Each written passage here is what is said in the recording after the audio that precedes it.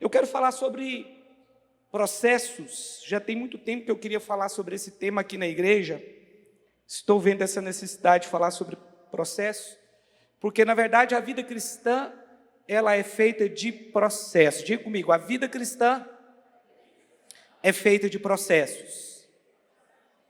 Quando eu falo que a vida cristã é feita de processos, eu quero dizer que você converteu num determinado dia quando você creu. Isso aconteceu num momento da sua vida. Amém? Mas isso não resolveu todos os problemas da sua vida. Ainda que a conversão, ela te deu entrada no céu, seu nome foi escrito no livro da vida, não significa que todos os seus problemas foram resolvidos ali. O seu problema com o pecado, sem dúvida nenhuma. Mas existe um processo pelo qual nós somos submetidos para termos a libertação, para adquirirmos a santificação. E esse processo não pode ser ignorado. O problema é que muitas pessoas ignoram que existe um processo. E depois de se converter, elas pensam que a obra já foi feita completa, e não foi. A obra, evidentemente, da salvação, sim. O pecado dela foi perdoado, ela foi lavada, ela foi comprada, redimida. Mas nós ainda estamos nessa terra, nós habitamos ainda num corpo que deseja o pecado. Nós habitamos ainda num corpo que é corruptível, que pode se corromper. E nós somos constantemente submetidos a processos. E quando nós estamos passando por um processo, nem sempre nós conseguimos ver com bons olhos esse processo. Mas eu te digo, o processo ele é bom. E o processo ele é de Deus. Quem pode dizer amém? E esse processo da vida cristã, ele é de dentro para fora e não de fora para dentro. Não adianta você se converter e colocar uma roupa em você e falar, não, agora se você tiver essa roupa aqui e usar essa roupa, você vai ser santo. Não é isso. Porque às vezes a pessoa muda de roupa por fora, mas não mudou de roupa por dentro. O processo de santificação, de libertação, ele começa dentro de você, é de dentro para fora. Então o crente ele não pode ser visto pela roupa que ele veste, ainda que nós não podemos negligenciar essa parte. Amém? Mas nós não estamos aqui determinando com que tipo de roupa você tem que vir ao culto. Quando eu digo que tipo de roupa, evidentemente, você vai vir com uma roupa decente, Você não vai vir com uma roupa que vai mostrar o seu corpo, mas eu estou falando, tem talvez denominações que se preocupam muito com essa parte de que mulher não pode usar isso, homem não pode usar aquilo, e sem entender que, na verdade, esse processo de libertação, ele é de dentro para fora e não de fora para dentro. Você jamais deveria ignorar os processos pelos quais Deus vai submeter você. E você não pode fazer isso porque todas as vezes que você é aprovado dentro de um processo, você vai subir de nível, você sobe de patamar. Esse é o motivo pelo qual nós somos submetidos a provas e ao processo que é de Deus. Agora, você não pode pensar que é porque as coisas estão dando errado que elas não estão dando certo. É esquisito isso, mas nem sempre, quando as coisas estão dando errado, é porque elas estão dando errado. Mas as coisas podem estar dando errado na sua vida e, na verdade, está dando certo. É porque nós não entendemos a linguagem do céu. Nós precisamos nos tornar pessoas mais espirituais para conseguirmos entender a linguagem do céu, que é diferente da nossa. No processo, às vezes, você vai perder, mas, na verdade, você vai ganhar. É porque Deus precisa arrancar algumas coisas de dentro de nós, para nos fazer avançar. E quando Deus arranca coisas de dentro de nós, isso é difícil. Sim ou não? É difícil. Quando Deus vem e trata com o nosso caráter, é difícil. Quando alguém chega para você e fala, olha, essa área da sua vida aqui não está boa, cara. Você não está tendo caráter nisso aqui. Você precisa mudar. Isso mexe com o nosso ego. Sim ou não? Sim ou não? Sim. Mas nós temos muitas áreas da nossa vida que nós temos que mudar. Muitas áreas. E esse processo ele é sempre um processo de obediência. Então é a sua resposta a esse processo que vai determinar se você sobe de nível ou se você retrocede. E muitas pessoas elas estão muito próximas de tomar posse do que Deus tem para elas, mas elas desistem porque acham difícil demais. E é difícil. Mas nós somos crentes, nós vivemos pela fé. O processo da Bíblia ele não é um processo de te enriquecer do dia para a noite, ou te fazer o melhor pregador do dia para a noite, ou o cara que tem o maior ministério do dia para a noite. Mas nós estamos vendo isso acontecer na internet hoje, não é? É dia a dia. É Deus nos moldando primeiro, nos preparando primeiro, para que você depois não se embriague com aquilo que Ele entregou para você. Às vezes, jogadores de futebol, eles ficam milionários do dia para a noite. Ele sobe das categorias de base, onde ele está ganhando ali um salário mínimo, 2, que até nas categorias de base, de times grandes, tem jogadores que não ganham muito, né? Ele é ali um sub-20, um sub-17, mas aí alguém machuca, um jogador profissional machuca, ele sobe para o profissional, faz um gol, joga bem, e aí a equipe fala, olha, a partir de hoje você vale 100 milhões. Vou fazer um contrato com você, assina aqui rápido, porque o clube fica com medo de outro vir pegar. Assina aqui, ó, 100 milhões agora você vale. E eu não sei se você sabe, mas o clube não pode pagar 100 milhões para um jogador e não aumentar o salário dele. Porque o salário tem que corresponder ao valor da multa, é proporcional. E aí o cara, do dia para a noite, fica muito rico. Um dia ele não conseguia comprar um tênis, no outro ele consegue comprar uma Ferrari. Isso bagunça com a mente das pessoas. Na NBA, por exemplo, os jogadores eles ficam 2 anos estudando sobre administração, antes de subir para a NBA. Eles submetem ao processo para que ele não perca tudo depois. Então Deus faz a mesma coisa conosco, Ele vai nos submeter ao processo para que você possa prosperar no seu ministério, para que o seu ministério cresça. E eu quero pregar sobre o processo, porque eu tenho percebido que a maioria dos problemas que nós resolvemos hoje como pastores tem a ver com vaidade das pessoas. Está muito. As pessoas têm problema, mas quando nós tratamos situações de vaidade, esse não é um problema que ela tem, esse é um problema que ela criou. Existem problemas reais, dos quais nós temos que tratar. Mas a maioria dos problemas que nós temos tratado hoje são problemas de vaidade. Problemas de um ficar com inveja do outro, que o outro cresceu mais do que ele, situações desse tipo. E pasmem, dentro da igreja. De pessoas que não se alegram com o outro quando está crescendo. Não deveria haver isso aqui. E o que está faltando então? Sabe o que é o problema? Nós estamos dia após dia tentando arrancar o fruto que está podre.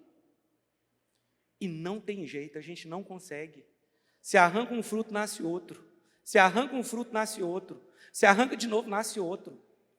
Porque não foi tratado com a raiz do problema. Tem que tratar com a raiz, é lá embaixo. E por que as pessoas são vaidosas? Porque elas não se relacionam com Deus. Tudo está relacionado com isso. Então o processo, acima de tudo, tem a ver com você orar. Amém? E nesses dias eu tenho ficado assim, eu tenho orado para Deus, eu fico chateado com as situações de vaidade que acontecem no nosso meio. Porque quando Deus ele vai agir, Ele pensa no todo. Ele não pensa só em você. Pastor, mas Deus trata todos iguais. Você acha que Deus trata todos iguais? Sim ou não? Sei que eu coloquei uma dúvida em você agora. E essa é uma pegadinha, realmente. Eu estou tentando fazer uma com você. Porque eu sei que você pensa que sim. Eu estava esperando você dizer sim, mas você ficou com medo. Mas a resposta é não. Deus não trata todos iguais. Pastor, agora o senhor me chocou. É verdade. Ele ama todos iguais, mas Ele não trata todos iguais. Parábola dos talentos, lá em Mateus 25. A um deu 1, a outro deu 2, a outro deu 5. Por quê? Ele não tratou todos iguais. Cada um segundo a sua capacidade. Então Deus ele vai te dar segundo a sua capacidade.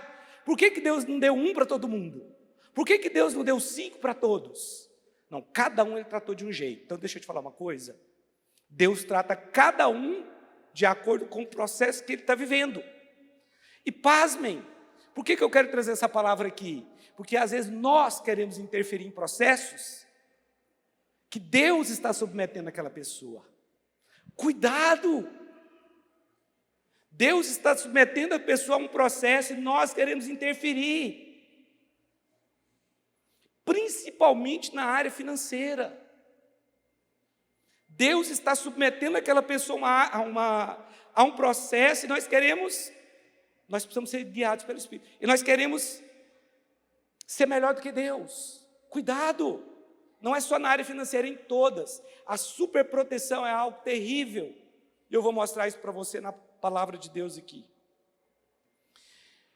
Agora, a pergunta é, por que Deus nos submete a processo? Olha aqui, Salmo 119, 71 diz assim: foi-me bom ter eu passado pela aflição, para que aprendesse os teus decretos.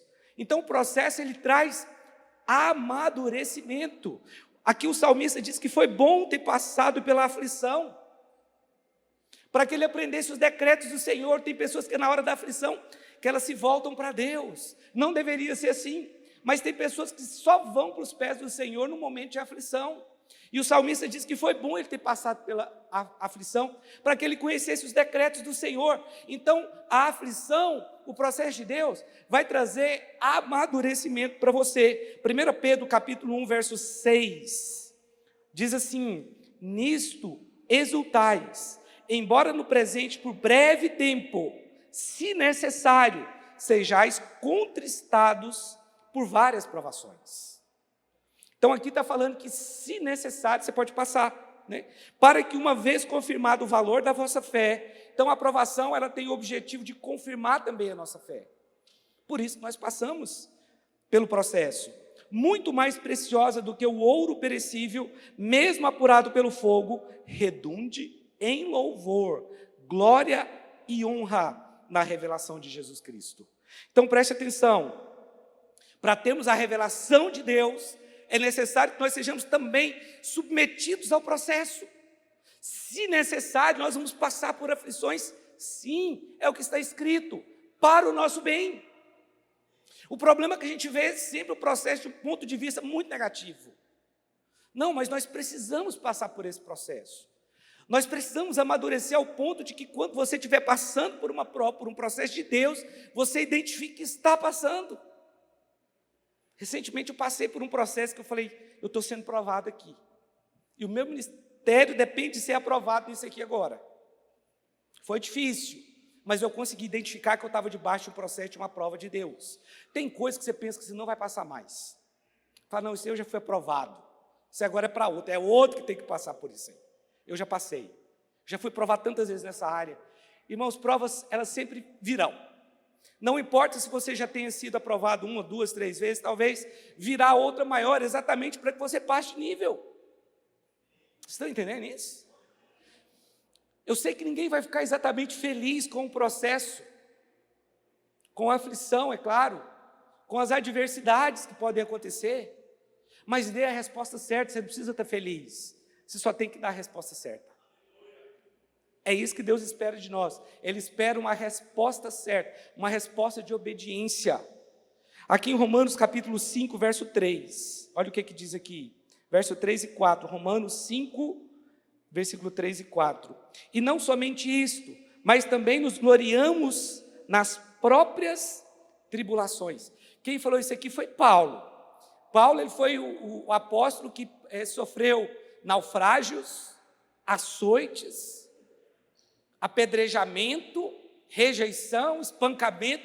Ele passou por tudo isso, mas o que ele diz é, e não somente isso, mas também nos gloriamos nas próprias tribulações, sabendo que a tribulação produz perseverança, amém?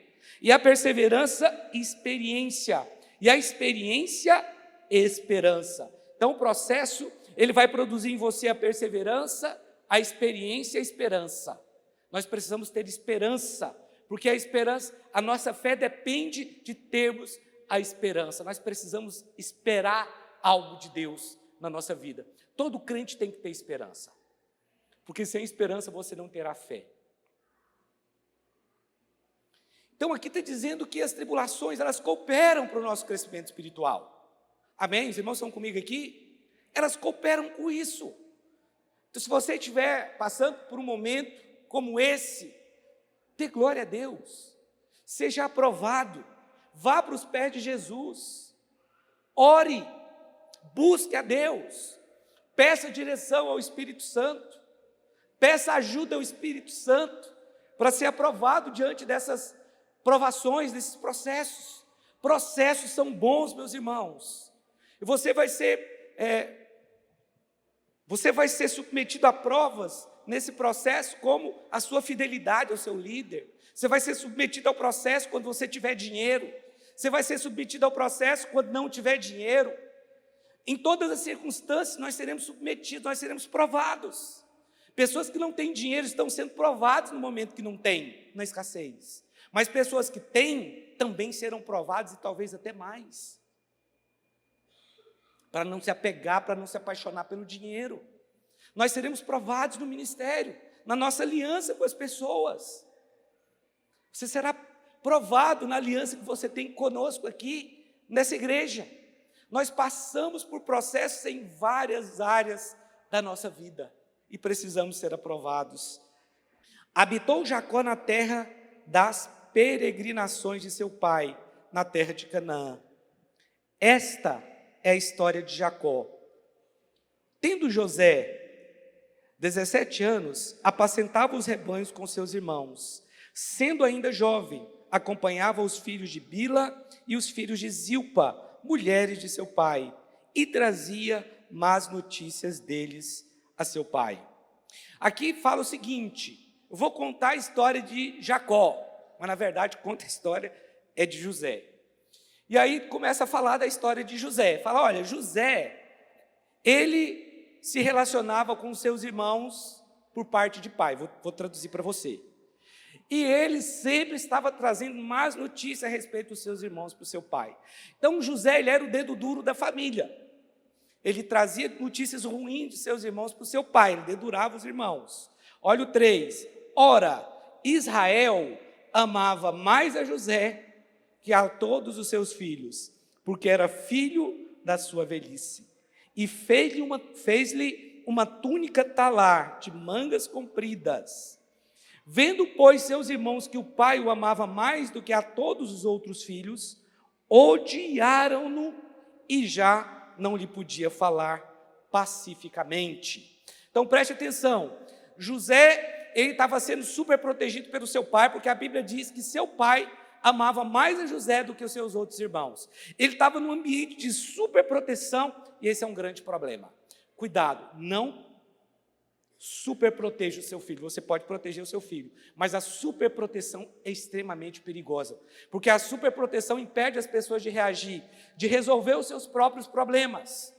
E a palavra diz que ele tinha uma túnica, mas a palavra não diz que os seus irmãos tinham, porque ele era tratado de forma distinta dos seus irmãos.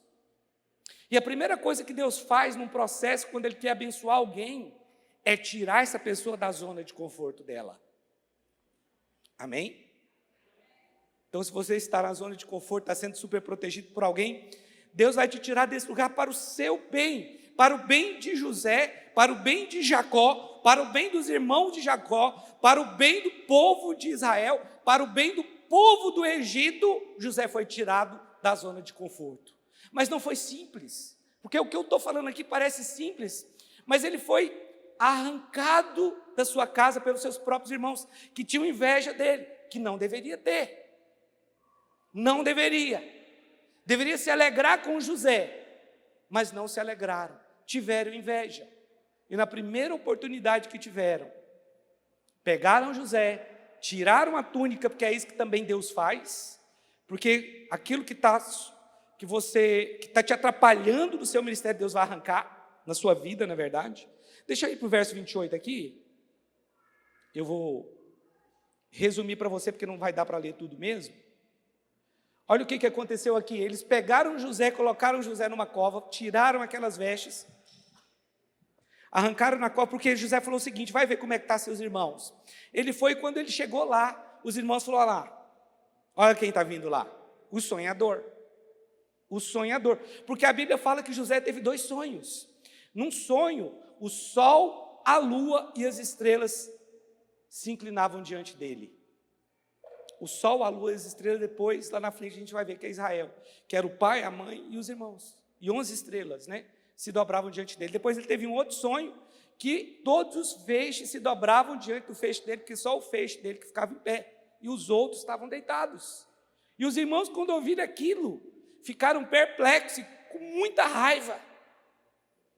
E aí, quando eles viram José de longe, eles falaram: lá vem o sonhador, essa é a nossa oportunidade, vamos acabar com ele. E aí lançaram José no poço, numa cisterna. Olha aqui, ó. E passando, depois eles tiraram da cisterna, né, e venderam José. E passando os mercadores midianitas, os irmãos de José o alçaram do poço, né, e o tiraram da cisterna e o venderam por 20 ciclos de prata aos ismaelitas. Estes levaram José ao Egito. Então aqui, preste atenção, olha o processo na vida de José. Ele é arrancado da sua zona de conforto, da superproteção do seu pai. Seus irmãos o colocam numa cisterna. Eles tiram José de uma cisterna, vendem José para os ismaelitas. Os ismaelitas que estavam passando por ali levam José para a casa de Potifar e vende José como escravo para Potifar. Sabe uma das piores coisas que existe na vida de um ser humano? Rejeição. José foi rejeitado pelos seus irmãos. Rejeição. Você já deve ter passado por isso. É muito ruim. Sim ou não? Mas eu quero te dizer uma coisa: o Senhor não nos rejeita, Ele nos ama. Isso deveria ser suficiente para que você se levantasse, falasse: eu tenho um pai, e Ele me ama. Eu posso até ter sido rejeitado aqui, eu posso até ter sido rejeitado pelos meus irmãos, eu posso até ter sido rejeitado pelo meu pai, eu posso até ter sido rejeitado pela minha mãe, mas eu tenho um pai que me ama, que não me rejeitou. E ali ele é vendido para os ismaelitas, ele foi entregue aos ismaelitas, vendido aos ismaelitas, que o venderam para Potifar. A primeira coisa que Deus vai arrancar nesse processo é exatamente essa superproteção, porque, irmãos, cuidado, não interfira em processo que é Deus que está fazendo. Ah, mas coitado do irmão. Não, nós agimos é pela fé, não é por ter dó das pessoas. Tem pessoas que precisam ser submetidas a determinados processos, e não interfere não. Não sei você, talvez você já teve crise lá, né? De você ver o seu filho com alguma situação, e você pegou ele, taca. E o cônjuge tentou interferir. O que você falou? Não interfere não. Interfere não. Não entra aqui não. Isso que é entre eu e ele. Já passou por isso já? Que às vezes o pai tenta interferir. Às vezes a mãe tenta interferir. Você fala: não entra não.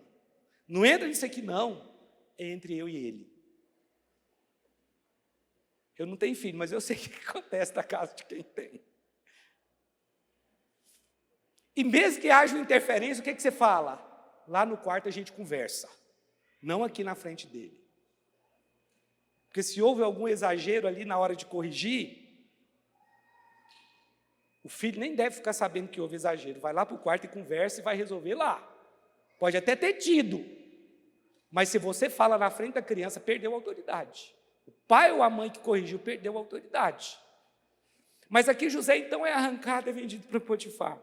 Esse é o processo de Deus mesmo. Ele vai nos tirar da zona de conforto. José tinha que ter se tirado daquele ambiente ali, porque o pai dele tratava ele como se fosse o avô, né? E o avô, ele é aquela pessoa que ele não está preocupado em corrigir. Ele quer deixar o neto fazer tudo o que ele quer fazer. É assim ou não é? E aí, meio que Jacó era o avô de José. Ele agia como avô de José, porque José não era corrigido. Ô rapaz, deixa de ser fofoqueiro. Para que você está trazendo fofoca aqui dos seus irmãos para mim? Vira homem, rapaz. Fofoca não é coisa de homem não, rapaz, vira homem. Você tem que ajudar mais seus irmãos. Vem cá, meu filho, o que eles estão fazendo? Jacó ia estragar o menino. Ia estragar José. Estava estragando José. Deus falou, não, tem que levar esse cara para longe, o pai dele. Fala para o pai que está do seu lado. Não seja Jacó na vida do seu filho, não. Gênesis capítulo 39, vamos ver o que aconteceu aqui. Versículo 1. Gênesis 39, 1. Diz assim: José foi levado ao Egito e Potifar, oficial de Faraó, comandante da guarda, egípcio, comprou dos ismaelitas que o tinham levado para lá. O Senhor era com José. É interessante. Não, deixa eu terminar de ler aqui, depois eu falo. O Senhor era com José, que veio a ser homem próspero e estava na casa de seu senhor egípcio. Vendo Potifar que o Senhor era com ele e que tudo o que ele fazia o Senhor prosperava em suas mãos, logrou José mercê perante ele, a quem servia. E ele o pôs por mordomo de sua casa, e lhe passou às mãos tudo o que tinha. E desde que o fizera mordomo de sua casa e sobre tudo o que tinha, o Senhor abençoou a casa do egípcio por causa de José. A bênção do Senhor estava sobre tudo o que tinha, tanto em casa como no campo. A palavra diz que ele foi vendido a Potifar, ele se torna um escravo de Potifar. José estava num poço, do poço vendido para os ismaelitas vendem para Potifar. Potifar torna José o escravo da sua casa, mas a Bíblia diz que Deus era com ele e que Deus abençoava a casa de Potifar por causa de José. Abençoava os negócios de Potifar por causa de José. E a palavra diz que Potifar, observando isso, colocou tudo na mão de José. Falou, olha, você vai administrar tudo, apenas não toque na minha esposa. Mas a mulher de Potifar se apaixonou por José. José, atlético, bonito, a mulher se apaixonou por ele e assediou ele. E aí tentou uma vez, duas, tentou várias vezes. Depois de uma oportunidade que estava só os dois, ela assediou ele, falou, deita comigo. Ele falou, não, porque o meu Senhor me confiou todas as coisas, menos você. E aí ela pegou a roupa dele e ele saiu correndo, ela ficou com a roupa e o acusou de assédio.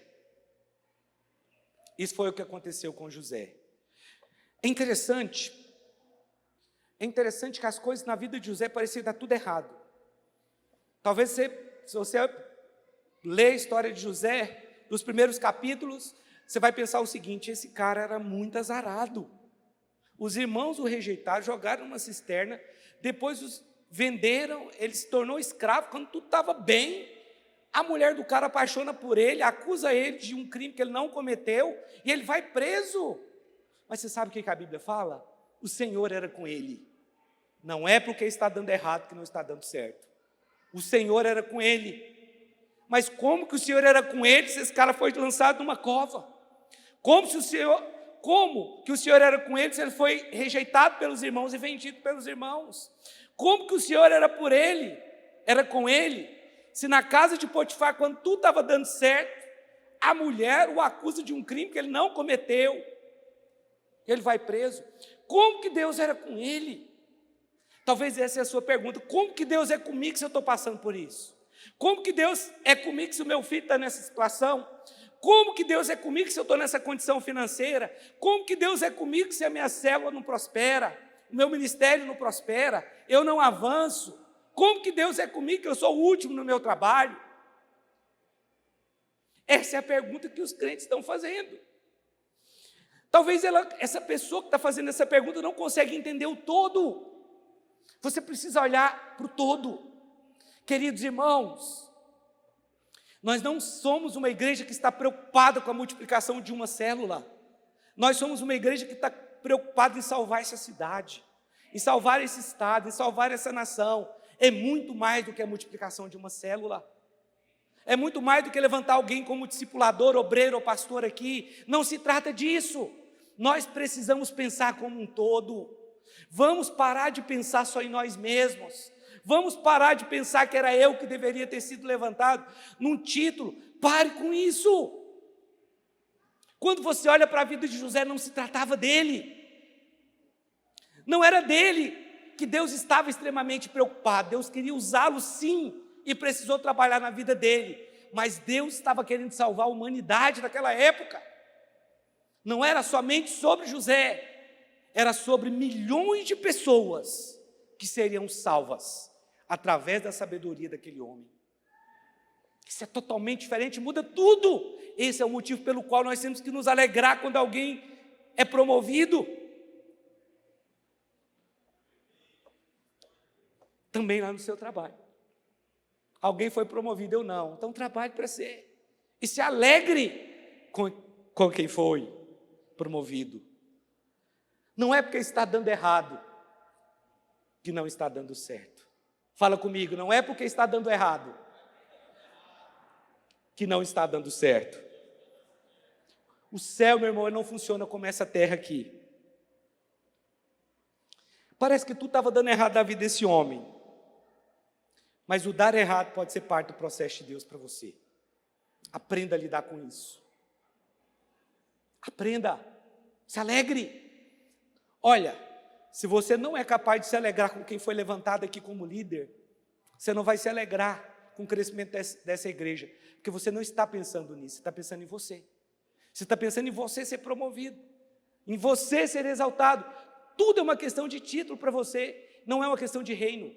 Olha, a nossa vida aqui é uma questão de reino. Eu preciso colaborar para o reino de Deus. Meu irmão, eu fui co-pastor muito tempo. Eu jamais pensava em ser um pastor presidente de uma igreja. E eu estava feliz com que o meu pastor recebesse toda a glória. Você está entendendo? E eu estava feliz com as pessoas à minha volta que estavam crescendo. Ajudava as pessoas que chegavam, líderes que chegavam de São Luís de Montes Belos, a crescer. Por isso hoje eu sou um pastor de uma igreja. Faço o mesmo. Tenho motivação de reino de Deus e não a sua motivação. Por isso, às vezes, nós somos submetidos a processos, mas nós não entendemos. Cuidado, você pode estar muito perto de tomar posse do que Deus tem para você, e quando você está chegando perto, pode ser que você retroceda e tenha que passar tudo de novo. Poliana encontrou com uma irmã essa semana que saiu da nossa igreja, tem uns 6 anos por aí, e ela falou com a Poliana que saiu da nossa igreja por uma imaturidade, mas para a igreja para onde ela foi, ela teve que passar exatamente pelos mesmos processos que ela passou aqui. Pelos mesmos processos que ela passou aqui, palavras dela. Porque se você é reprovado, você vai passar de novo por aquele processo. Mas o pior é que tem pessoas desse jeito, elas andam em círculo, elas estão sempre passando pelo mesmo processo porque não são aprovadas. Seja aprovado. José foi um homem aprovado em todo lugar que ele passou, por isso Deus era com ele.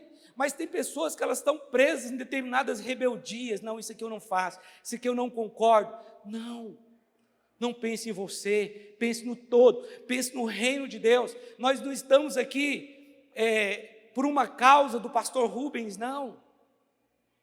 Por uma vaidade minha, não é isso, meu irmão. Nós estamos aqui para realmente dar uma resposta para o céu, porque eu creio que todos que estão aqui têm um chamado de Deus, porque a Bíblia diz que nós somos um reino de sacerdotes. É isso que está escrito. Não se trata de mim e não se trata de você.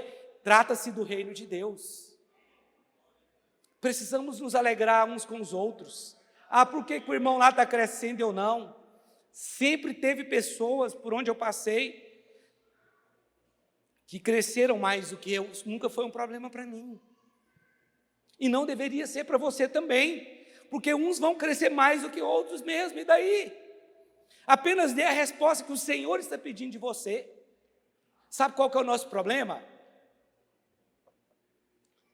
Quando nós fazemos comparações de resultados e não de processos. Pastor, você acha que a gente nunca deveria fazer comparações? É impossível, isso aí não tem jeito. Eu acho que comparações, elas são até boas.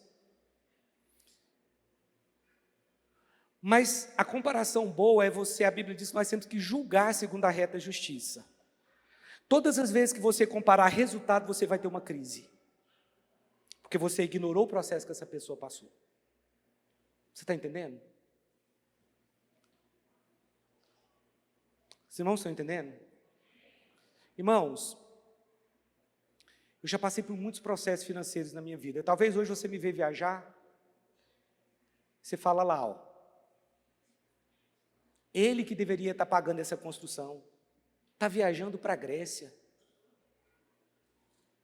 Você está ignorando que um dia eu ia para o culto com o meu sapato furado, na chuva. Você acha que eu estava cheio de autocomiseração? Não, não vou não, porque vai entrar água no meu sapato. Tá? Eu chegava com a meia toda molhada. Está aqui. Aqui tem uma pessoa que me conhece há 32 anos, o Jean. Desde quando eu nem era crente. Aqui tem o Josimar que me conhece há 27 anos. Aqui eu tenho o Jonathan, tenho o Anísio, tenho o Danilo, tenho o Rogério, tem outros que me conhecem há 22 anos. 22 anos. Por que esses irmãos estão aqui ainda? Eles viram todo o processo de Deus na minha vida. Se eu fosse hoje uma pessoa soberba, arrogante, e o que eu mudei nesse processo aí? Por que esses irmãos estão aqui? Talvez você olha para mim e você vê a Grécia. Olha lá, está vendendo rifa, mas está lá na Grécia. Você está ignorando o processo que eu já passei. De ir a pé para a igreja, pedir carona, Danilo, passa aqui em casa, me pega para ir para a igreja, me leva. Eram os irmãos que me davam carona para ir para a igreja. Às vezes eu ia a pé mesmo, ficava com vergonha de pedir. Esses irmãos acompanharam tudo isso aqui, tendo que ser fiel na escassez, e agora tendo que ser fiel na abundância. E vai vir muito mais coisa. Amém? Você crê? Você se alegra comigo também? Você se alegra? Mas se você olhar para as minhas fotos lá em Santorini, irmão, Santorini é bonito, viu? Você podia orar para ir lá. É muito bonito. É muito bonito. Mas se você olhar para as minhas fotos em Santorini, olha lá o pastor, ó. Está pondo a igreja para vender rifa, mas olha aí onde ele está. Sabe o que é isso? Deixa eu te falar. Você considerou o resultado e foi injusto, porque você não viu o processo que eu passei. O processo ao qual Deus me submeteu para estar ali. Você está entendendo? Então, na hora de julgar, julgue todo o processo. A Bíblia diz, podemos julgar. Não julguei. Não, a Bíblia fala que sim, nós podemos julgar pela reta justiça. Mas julgar pela reta justiça é você considerar tudo que aquela pessoa passou. E não é só na questão financeira, não. Tem pessoas que dão muito trabalho para nós. Canseira mesmo. Mas o Espírito Santo está me ensinando a olhar para a vida dessa pessoa. Talvez a pessoa que não teve um pai, não teve uma mãe. E ele está dando problema, não é porque ele é um problema, é porque ele nunca aprendeu, ele não sabe como. Nós temos que ensinar para ele. Nós temos que considerar isso, porque senão nós vamos ficar, não aguento mais esse irmão. Não aguento mais essa irmã, é chato. Eu já falei isso. Mas nós precisamos considerar tudo que aquela pessoa passou. Ou então nós vamos cometer um erro grande, de olhar sempre para o resultado final, sem levar em consideração o processo que essa pessoa passou. Não caia nesse erro, porque aí é essa comparação que tira você da igreja, que você olha alguém lá, está sendo tão abençoado, eu não. Você esqueceu de olhar o processo que essa pessoa passou. Você esqueceu de falar assim, senta aqui. Rodrigo, por que você mora num condomínio fechado hoje? Cara, eu quero prosperar também, igual você. O que você passou? Pastor Jonathan, fulano de tal, senta aqui, ora comigo sobre isso, eu quero ter essa unção também. Ouça a história dessa pessoa, para depois você não ficar apontando, olha lá, por que ele é abençoado, eu não sou? Não é isso. Não olhe para o resultado, sem considerar o processo que essa pessoa passou. Pastor, eu não consigo ir para Santorini, não. Vai para Caldas Novas, vai para onde você puder ir. Não importa, se você tiver Jesus, você vai estar feliz onde você estiver, meu irmão. Você não precisa ir para Santorini para ser feliz, não. Você está entendendo? Passe todo o processo que você tiver que passar, dando glória a Deus. Lembrou do irmão Lázaro agora? Vou passando pela prova, dando glória a Deus. Glória a Deus. Oh, morreu nosso irmão Lázaro, achei ruim. Gostava daquele irmão, viu? Eu não sei nem qual texto que agora vamos para o versículo 6. Deixa eu ler o versículo 6 aqui. Diz assim, ó. Eu li o 6 já, né? Não. Potifar, tudo o que tinha, confiou às mãos de José, de maneira que, tendo por mordomo, de nada sabia além do pão com que se alimentava. José era formoso, e de porte e de aparência. O cara era bombado, jovem, e aí a mulher de Potifar apaixonou por ele. Aconteceu tudo isso, um assédio, José vai preso, foi colocado na masmorra. Olha o 21.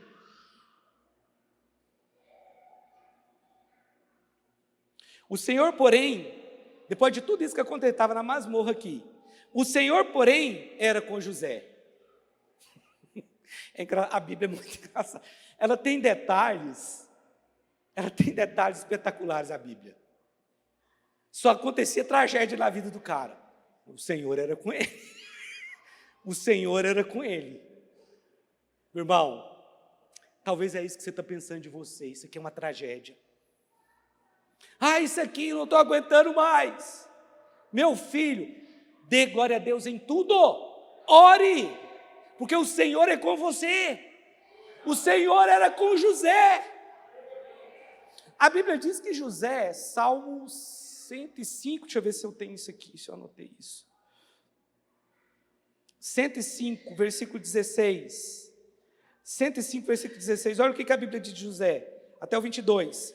Fez vir fome sobre a terra e cortou os meios de se obter o pão. Adiante deles enviou um homem, José, vendido como escravo, cujos pés apertaram com grilhões, e a quem puseram em ferros, até cumprir-se a profecia a respeito dele, e tê-lo provado a palavra do Senhor.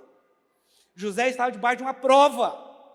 O rei mandou soltá-lo, o potentado dos povos o pôs em liberdade, constituiu-o senhor de sua casa e mordomo de tudo o que possuía, para a seu talante sujeitar os seus príncipes e aos seus anciãos ensinar a sabedoria. O texto está dizendo aqui que José foi colocado correntes nele.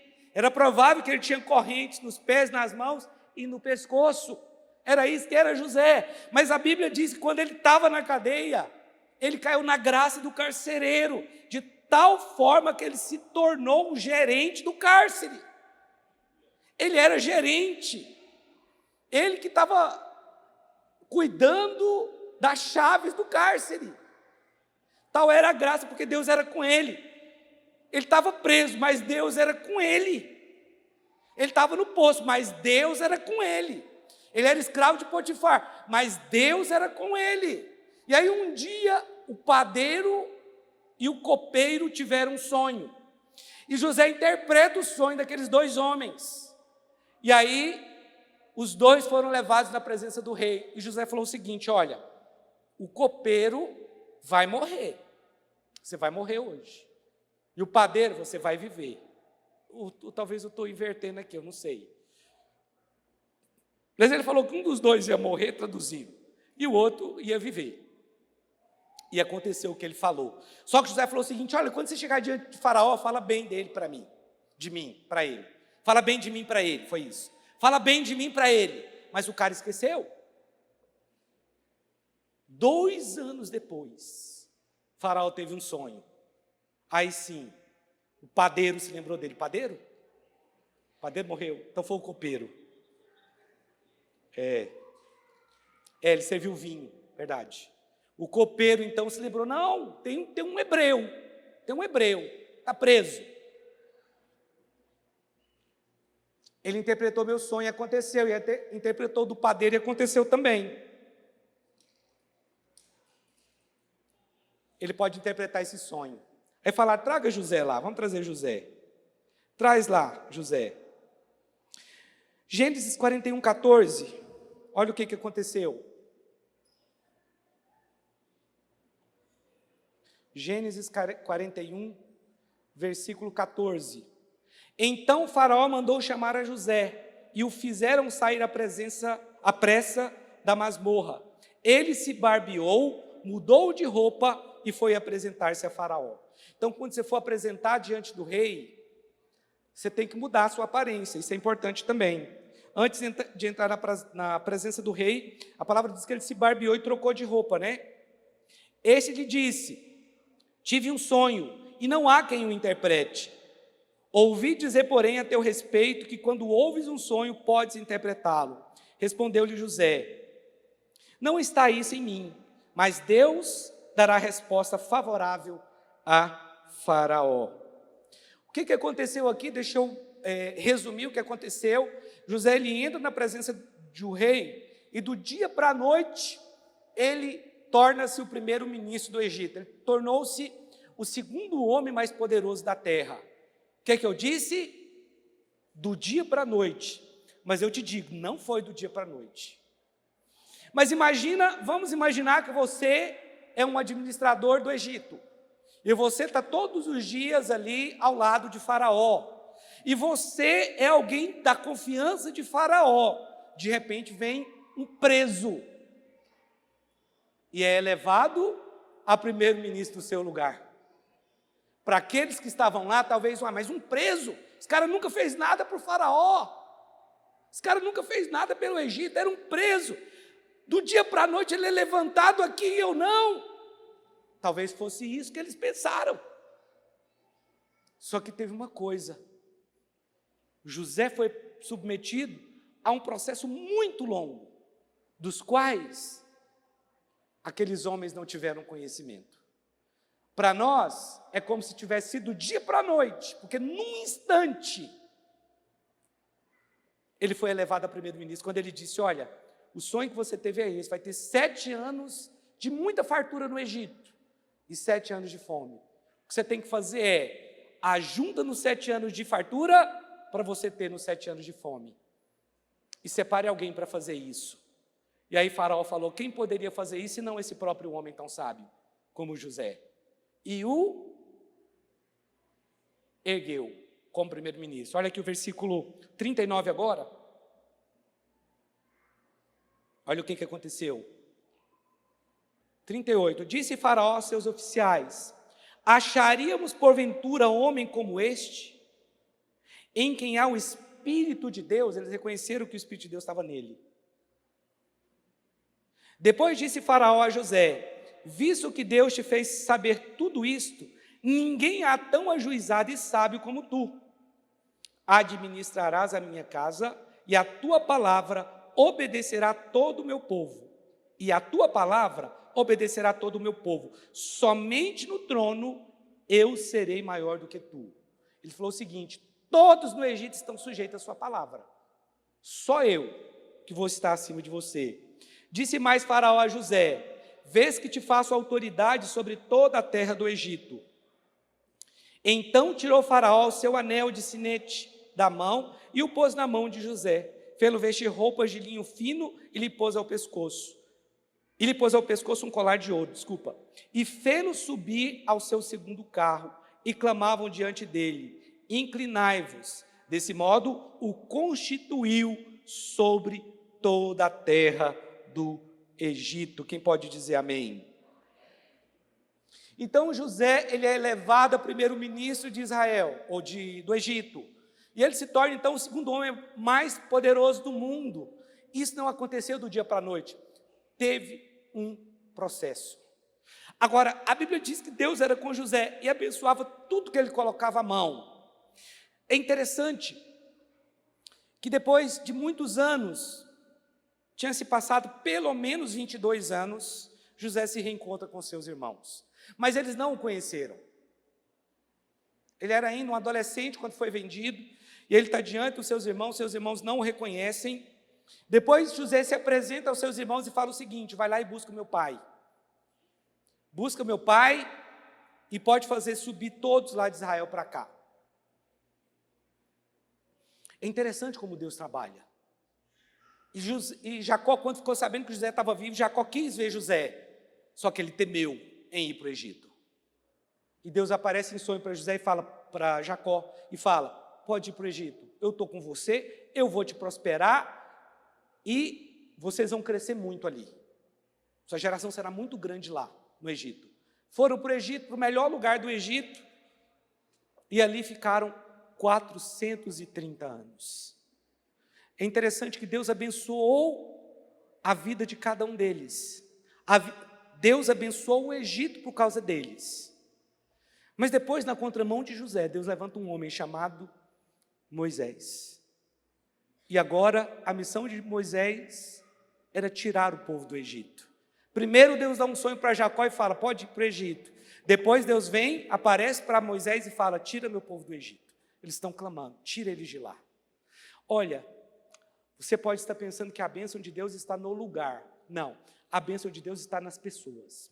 Você que é abençoado, você que abençoa o seu trabalho, você abençoa a sua casa, você abençoa essa igreja, é onde você chega que é abençoado. Talvez você pense, não, a bênção de Deus está nos países de primeiro mundo, as bênçãos de Deus estão lá na Inglaterra, as bênçãos de Deus estão lá na Alemanha, que é um país rico, as bênçãos de Deus estão nos Estados Unidos. Você não entendeu.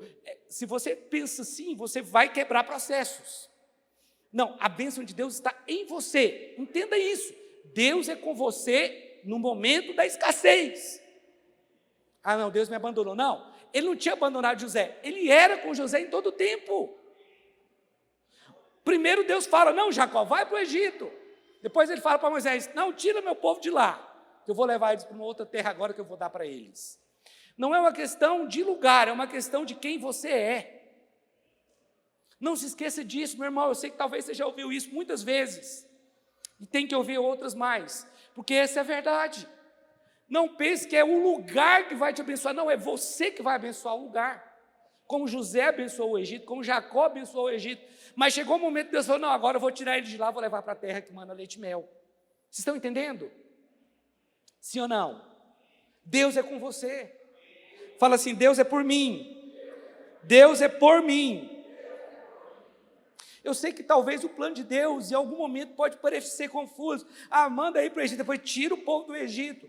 É assim que Deus quer fazer. Por que Deus fez tudo isso com José? Porque a fome veio. E se não fosse a sabedoria de José, se não fosse a administração de José, o povo teria perecido.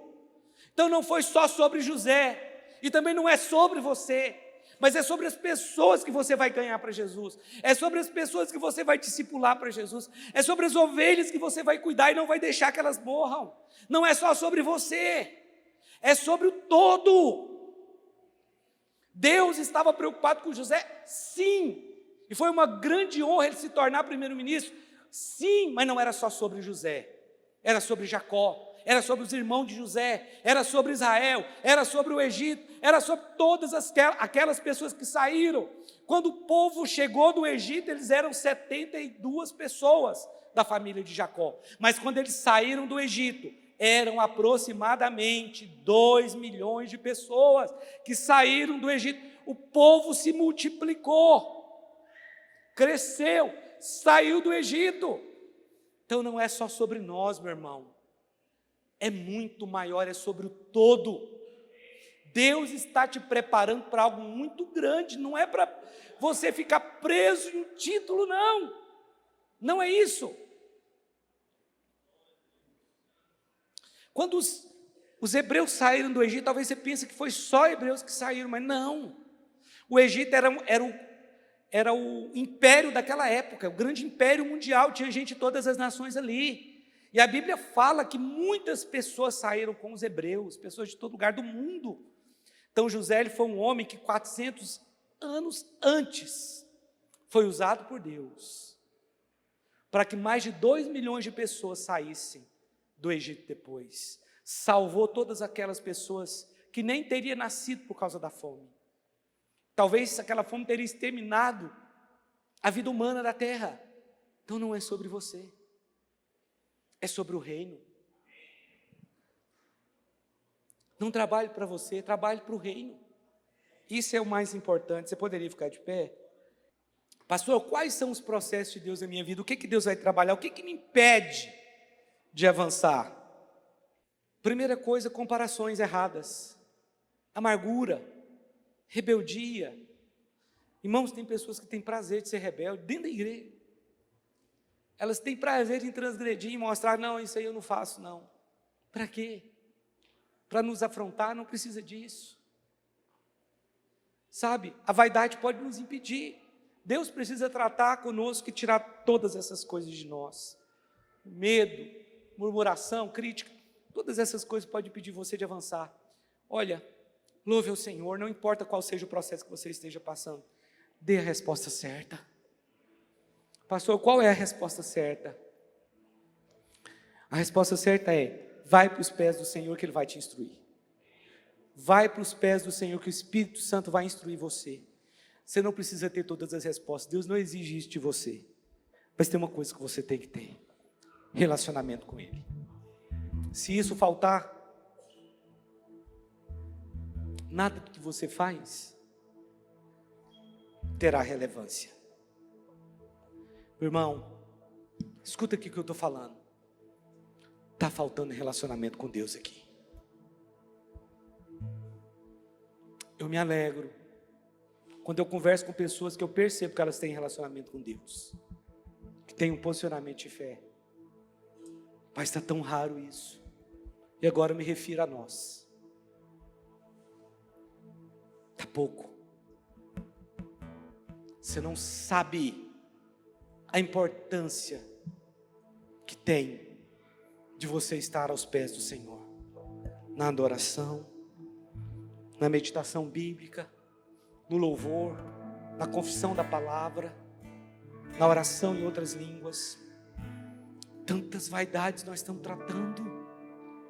Nós estamos arrancando um monte de fruta podre, mas está gerando mais. Está multiplicando mais rápido do que a gente consegue tirar. Está faltando fundamento. As pessoas aqui estão brigando por vaidades. Oh, meu irmão, olha, o nosso ministério, ele não é fruto do nosso trabalho. O nosso trabalho deveria ser fruto do nosso relacionamento. As pessoas estão começando pelo trabalho, ao invés de começar pelo relacionamento. Primeiro é estar aos pés de Jesus, depois é trabalhar para Jesus. Tem pessoas fazendo bolo de chocolate para Jesus e Jesus não gosta de bolo de chocolate. Vocês estão me entendendo? Você nunca ouve o que Jesus quer de você. Você está fazendo um monte de coisa que talvez não deveria. Você não está aos pés de Jesus para ouvir. Nós precisamos orar mais. Nós precisamos orar mais, porque o Senhor é conosco. A resposta que você tem que dar, não tenho ela aqui para você, porque não é uma fórmula. Talvez eu te daria uma fórmula. As pessoas querem fórmula, mas não tem. Não existe. O cristianismo não tem fórmula. Ah, isso aqui funcionou comigo, vou te dar aqui a receita. Não. Tem uma coisa que você pode fazer: relacionamento com Deus. Aí lá sim, o Espírito Santo vai te dar a fórmula. Ele vai te dar a direção naquilo que você tem que fazer. Está faltando relacionamento com Deus. Você acredita que precisa orar mais. Eu percebo, irmãos, estou abrindo meu coração, que cada dia que passa está ficando mais difícil, porque o mundo está entrando.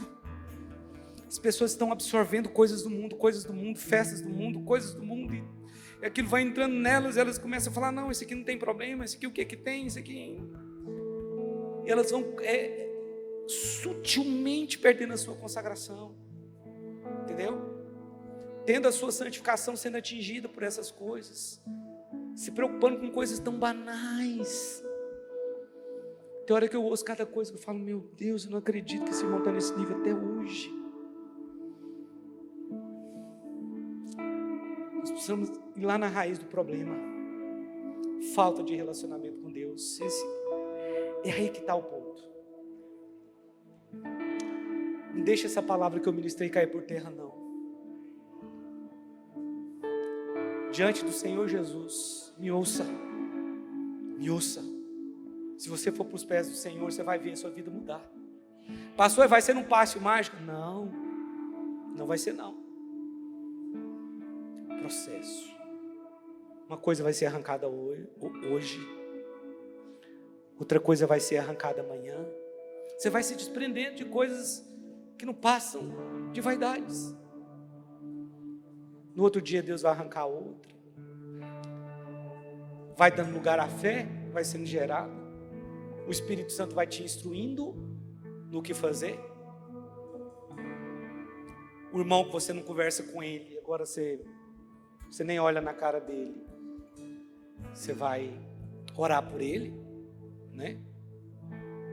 Depois você vai resolver. Você está comigo aqui, não? Sim ou não? Senhor Jesus, nós queremos nos submeter aos teus processos. Nos instrui nesses processos. Nós queremos dar a resposta certa. Nós sabemos que José não foi promovido do dia para a noite. Foi todo um processo que o Senhor o submeteu para que ele não fosse orgulhoso quando se tornasse o primeiro-ministro de Israel. Senhor, essa igreja aqui não é sobre mim, não é sobre qualquer vaidade que eu tenho, mas é sobre o reino, é sobre as pessoas que vão sentar nessas cadeiras e vão te adorar, é sobre a multidão de pessoas que foram curadas, que foram libertas, que têm os seus nomes escritos no livro da vida. É sobre as ovelhas que têm problema, que nós vamos sentar e ajudá-las a resolver. É muito mais do que nós estamos imaginando. Não é sobre o título. Títulos virão, mas serão apenas consequência do nosso serviço, do nosso trabalho, da nossa resposta de obediência. Nos ensina a ter o coração de José, a te glorificar, a te adorar na cadeia, na casa de Potifar, no poço, em qualquer lugar. Nos ensina, Espírito Santo. Nós estamos molhando apenas os nossos tornozelos, mas nós queremos mergulhar na unção do Senhor. Nos atrai para essa presença, Senhor. Senhor, atrai os meus irmãos aqui. O dia que eles estiverem com vontade de orar, que eles entrem e orem.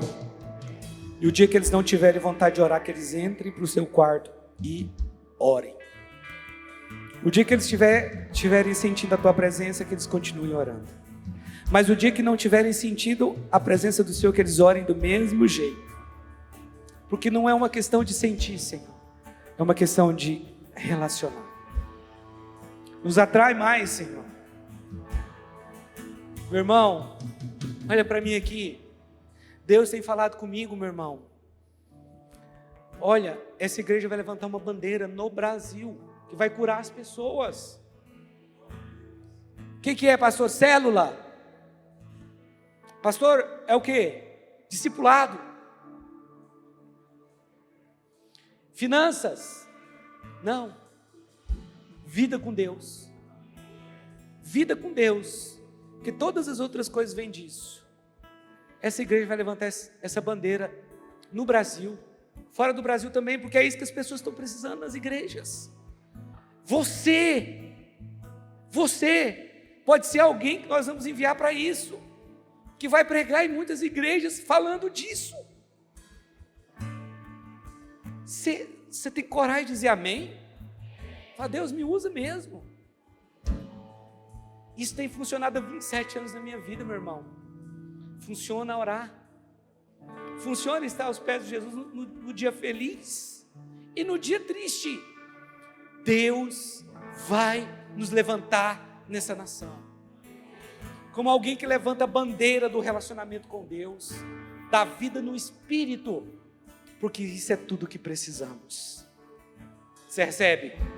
Você pode aplaudir Jesus?